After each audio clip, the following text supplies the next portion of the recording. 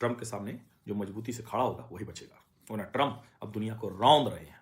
Trump का अहंकार America पर और पूरी दुनिया पर भारी पड़ रहा है।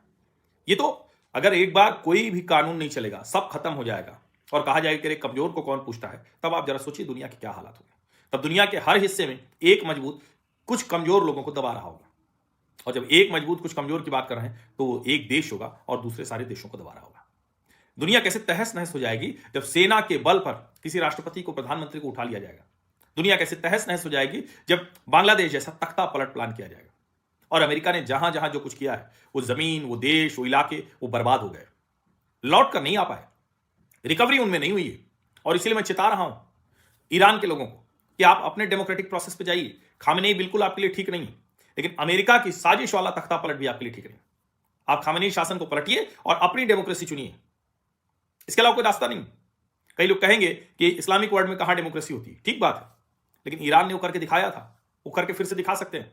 रजा शाह पहलवी को भी सोचना होगा, अमेरिका अमेरिका का राग गाने के बजाय ईरान का राग गाए, ईरान के लोगों का राग गाए।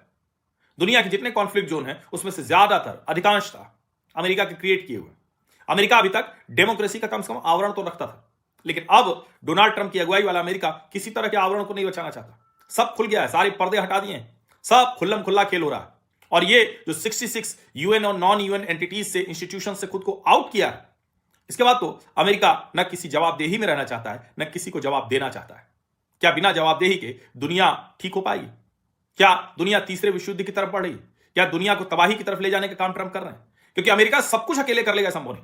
ब्रिटेन उसका पिछलग्गू है, यूरोपीय यूनियन के देश भी उसके पिछलग्गू है, लेकिन अब तो जिस तरह से ग्रीनलैंड पर आंखें दिखाई है, कल को मन हो जाए किसी और देश पर कब्जा कर लेंगे।